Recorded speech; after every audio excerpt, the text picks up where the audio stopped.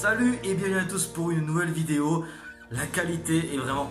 j'adore, vraiment. J'ai installé toutes les lumières que je possède et la qualité elle est magistrale. Regardez ça, vous me voyez vraiment avec 30 fps. C'est les fps de normalement. Normalement les FPS quand vous regardez un film en Blu-ray c'est 24 fps, donc ça se rapproche avec le 30. Donc voilà, vous me voyez extrêmement bien. Donc je suis vraiment ultra fier de me retrouver dans cette vidéo un peu rétrospective, mais pas de 2018, hein. J'ai pas eu envie de faire un bilan.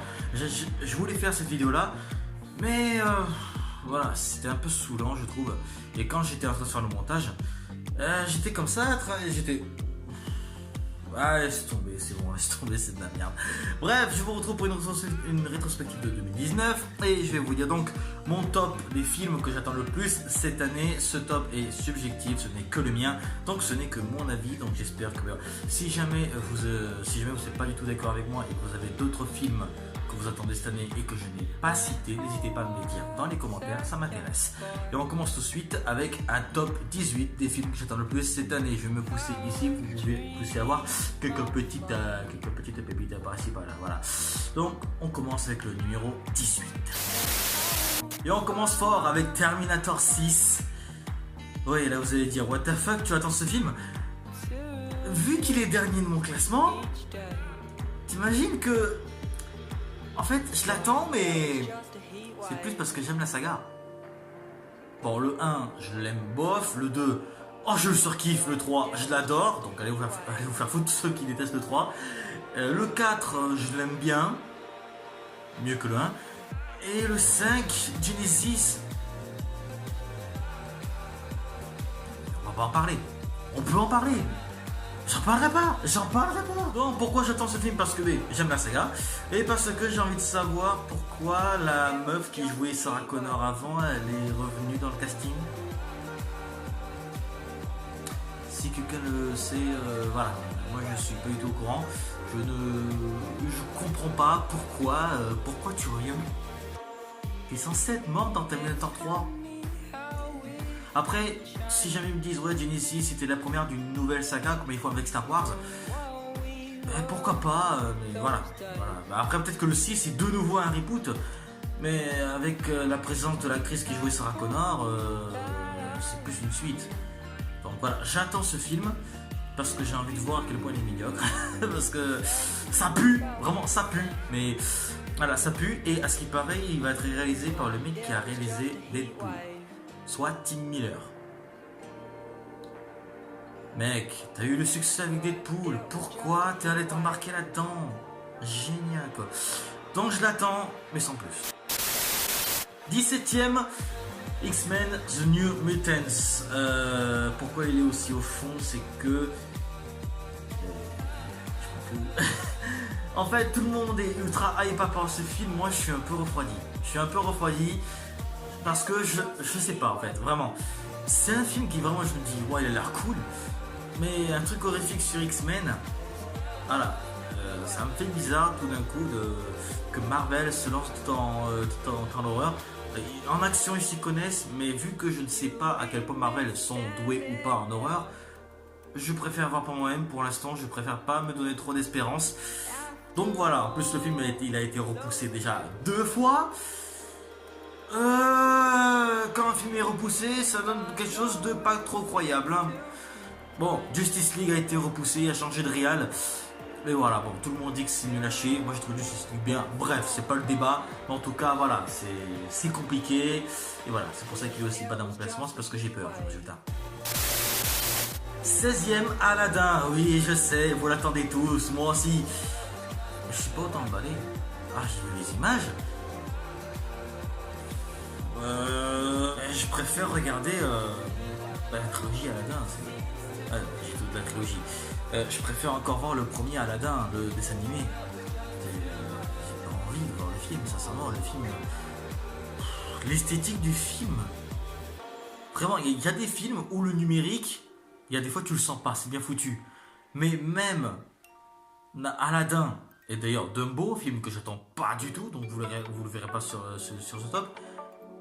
Le numérique, il se voit. Il est visible de loin.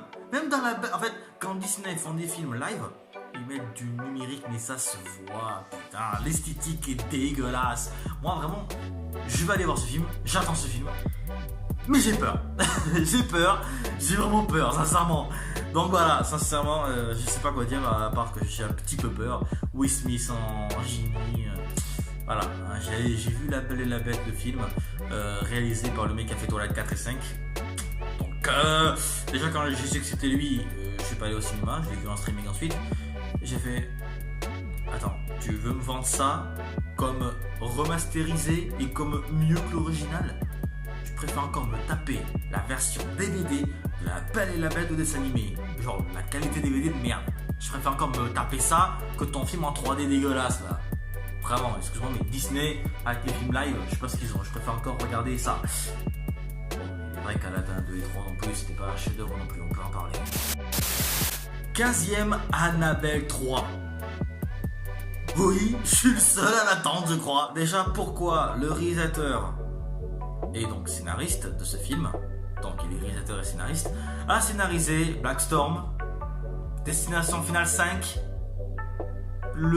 Ça, sorti en 2017. Autant dire que je suis impatient, tu vois. Non mais le mec a scénarisé Destination Finale 5, et qui est d'ailleurs des 5 celui que je kiffe le plus, deuxième, parce que je préfère le Destination Finale 3, désolé, c'est mon préféré. Et je vous emmerde. Mais sinon, Destination Finale 5, j'allais ultra kiffer aussi.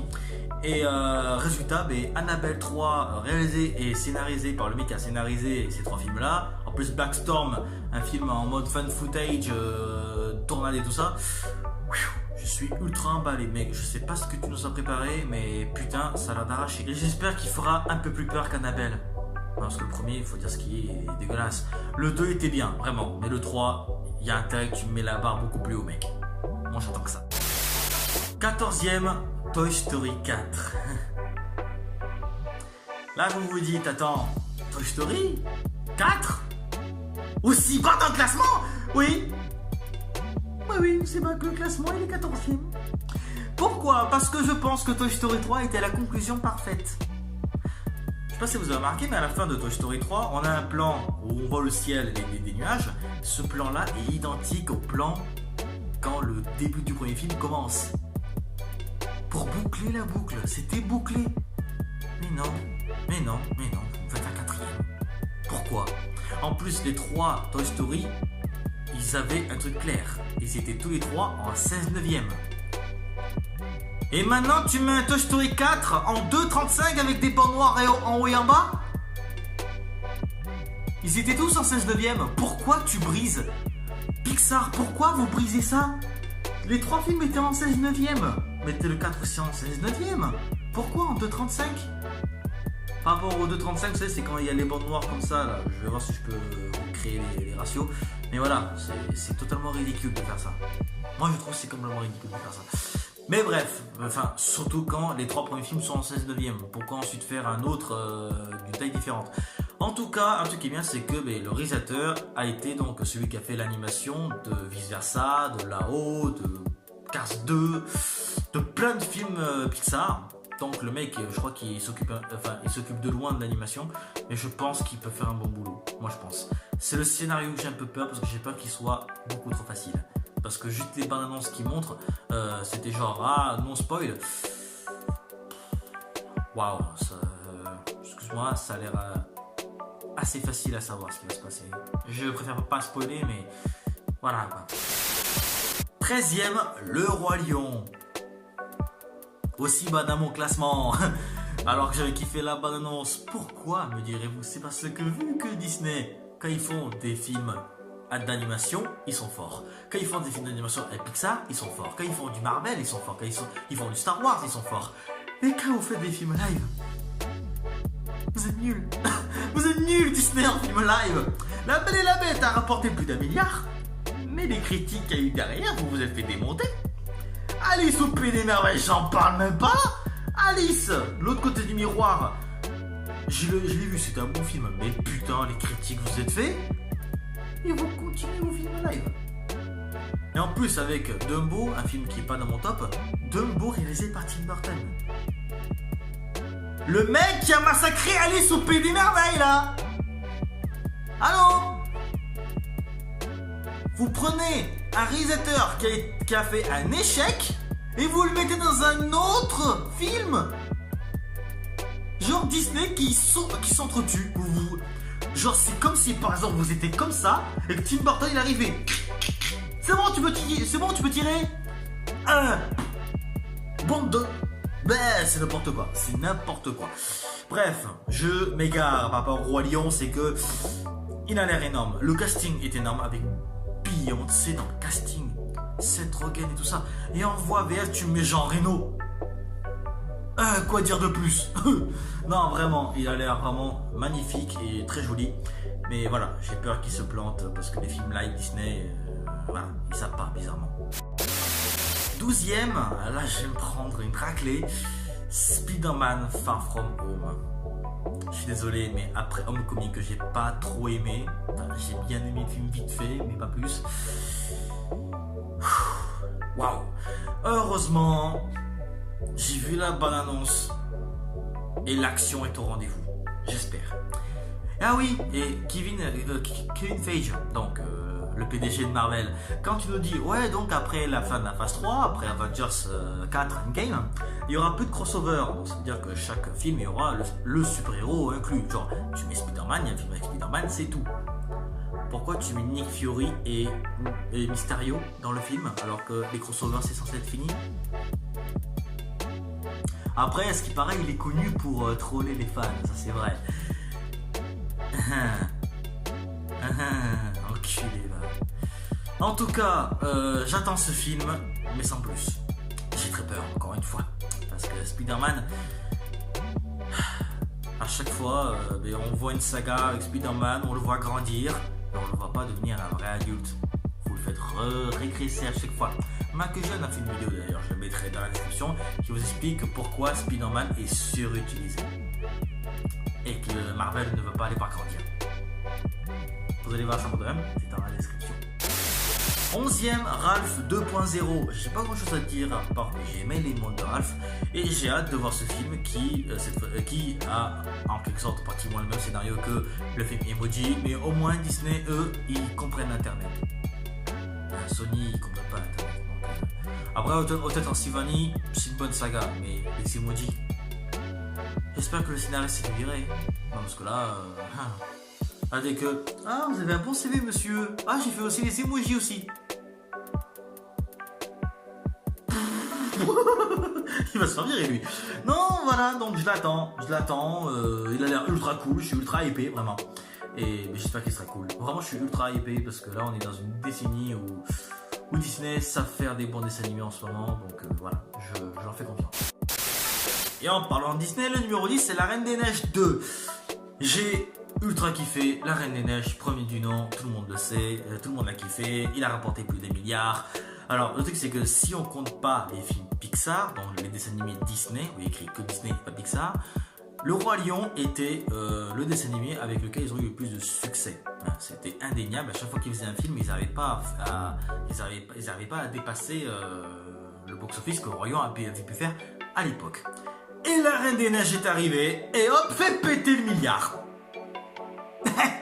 Et ouais, c'est comme ça. La Reine des Neiges 2, on n'a aucune information par rapport à ce film pour l'instant, mais je l'attends de ouf parce que le 1 il était magnifique et les chansons sont très vite devenues cultes et chiantes parce que tout le monde les chantait. Non, vraiment, voilà, c'était devenu le dessin animé est devenu culte en quelques instants.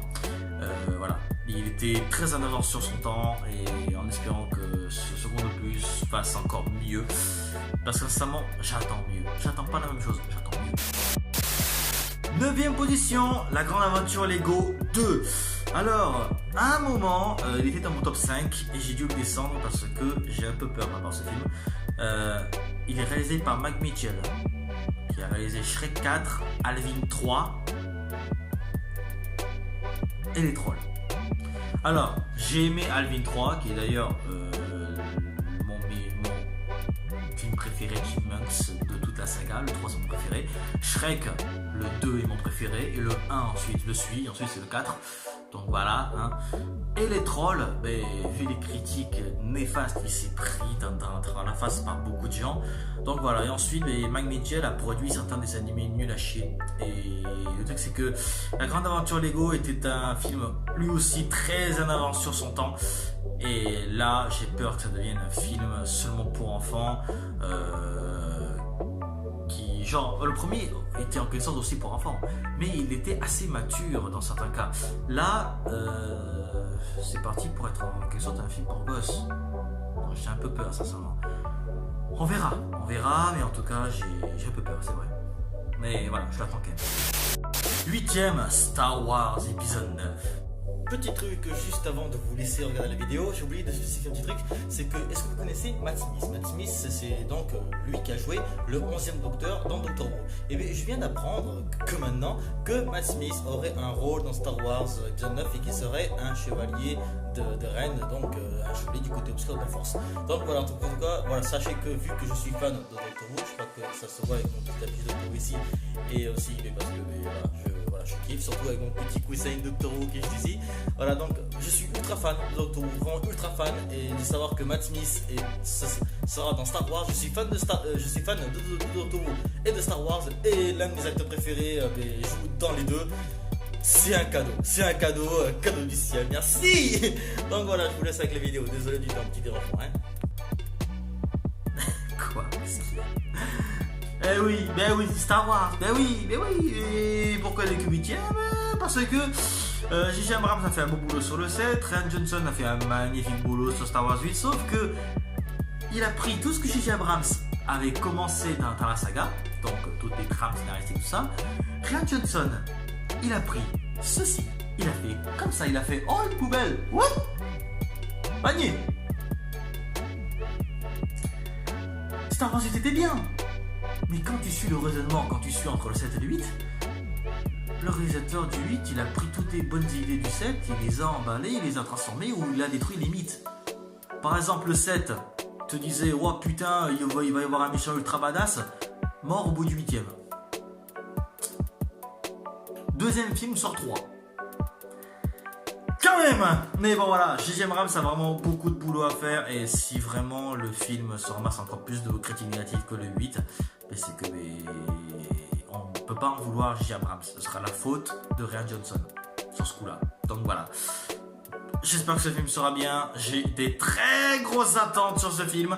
Il a intérêt à être bien, ça c'est tout ce que je peux vous dire. Mais il a intérêt.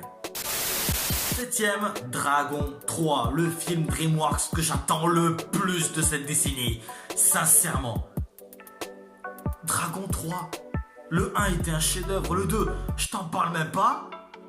Alors ce 3ème. Et en plus, tu sais que tu vas chialer. Je sais que je vais chialer à la fin. Sur la bande-annonce, tu vois Harold dire à Kog'Maw, ça y est, il est temps, en mode triste.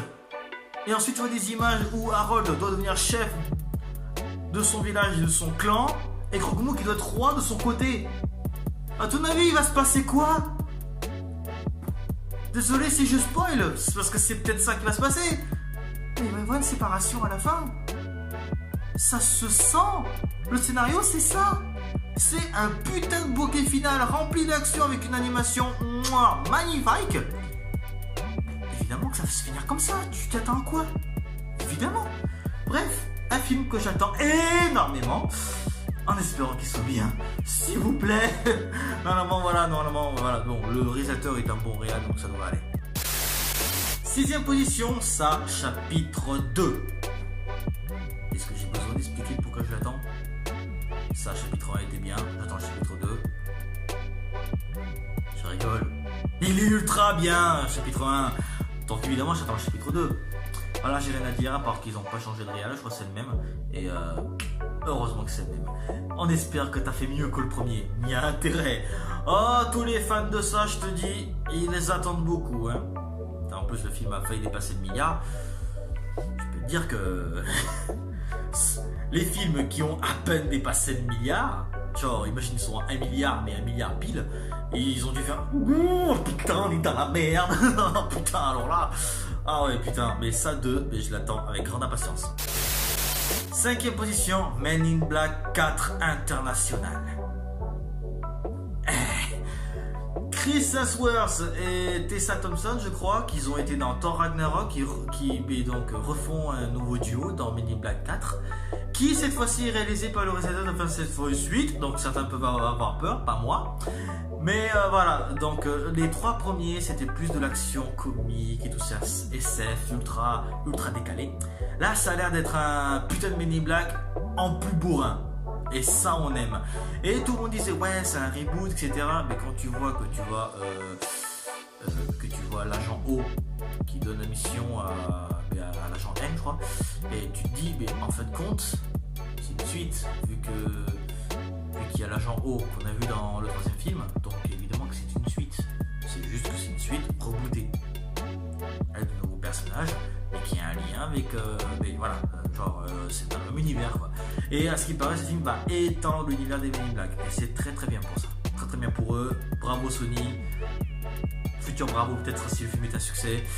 Vous plantez pas s'il vous plaît, pas Men in Black s'il vous plaît, ne massacrez pas Men in Black. Non parce que Men in Black 1 était un chef-d'œuvre. Le 2 et 3, tout le monde les déteste. Moi j'ai plutôt bien apprécié le 2 même si c'est vrai qu'il y a beaucoup d'incohérences. Et le 3e, voilà, je l'avais aimé sans plus. Donc, ce qui s'est passé avec Men in Black 1, waouh, c'est magnifique. Ensuite, le 2, ils ont commencé à creuser la tombe. Et ensuite, ils l'ont enterré avec le 3. Enfin, c'est comme ça que les fans voient la saga en ce moment. Voilà, moi je dirais pas ça. Moi je dirais plutôt que dans le 2, ils ont commencé à creuser. Et dans le 3, ils ont continué encore plus lentement. Donc voilà, pour moi, la saga n'est pas enterrée. Mais pour certains, oui. Et voilà, donc voilà, c'est un film que j'attends aussi. Donc, à voir. 4e place, Captain Marvel. Qui sort au mois de mars. Et un mois plus tard, t'as Avengers Endgame. Tu crois vraiment que je vais le louper? C'est mort. Ce film, ta mère là. Te pue. Ça a l'air énorme. Vraiment. Mais vraiment. Les bonnes annonces mon gars. Laisse tomber. Elle est badass Captain Marvel. Putain mais genre. Et en plus avec le retour de Nick Fury. Et en plus de l'agent Coulson. Putain bravo Marvel. Et j'ai confiance en eux. Quoique, après Ant-Man 2... Bref, Captain Marvel, c'est ce que j'attends le plus, pratiquement, à part Avengers. Sauf que le problème, donc, c'est que la compositrice du film a composé les musiques de Fortnite. Et là, vous vous dites, ah, c'est une blague. Non, non, non, non, non, non, non, non, non, c'est pas une blague.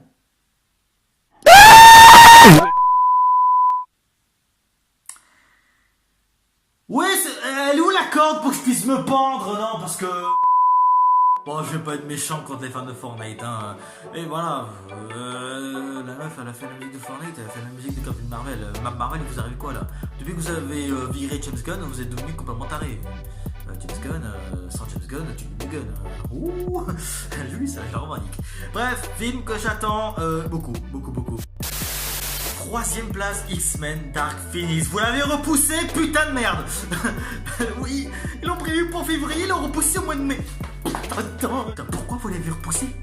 X-Men Apocalypse est sorti en 2016. Tu me dis, ah, il va y avoir un film en fin 2017. Mais non, en 2018. Mais non, en 2019. Là, tu me dis, février 2019. J'ai fait, ah. Et là, non, en mai 2019. Ta gueule. Arrête de repousser le film, s'il te plaît. Arrête. Ah, arrête, Marvel. C'est même pas Marvel, c'est Toy Story Fox.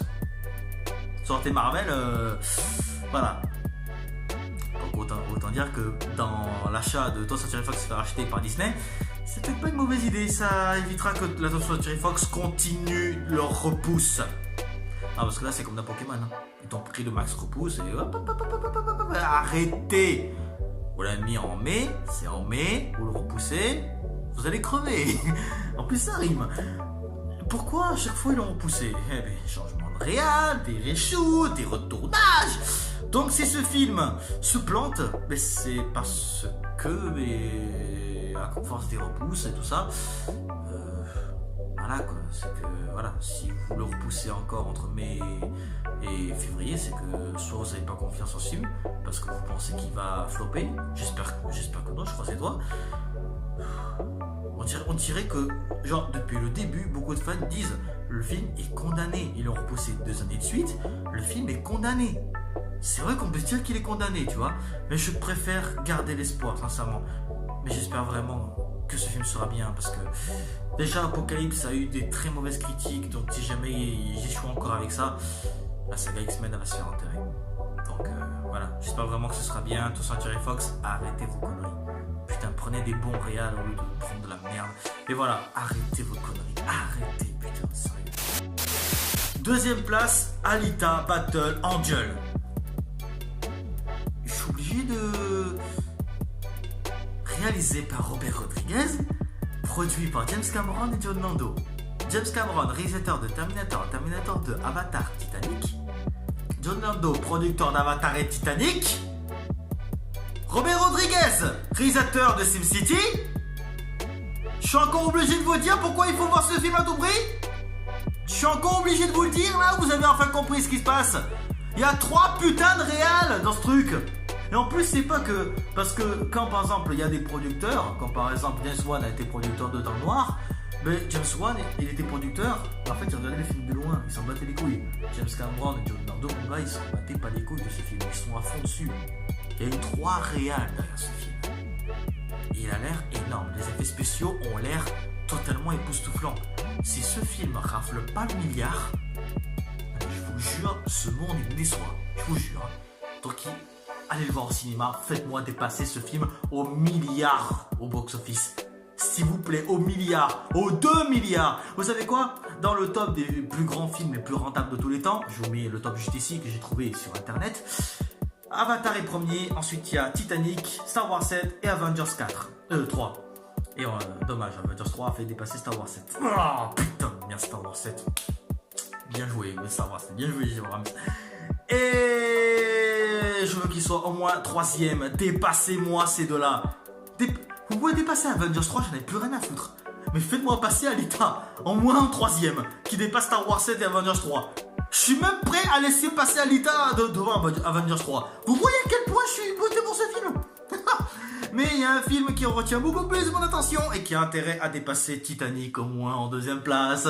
Je parle évidemment de la première place.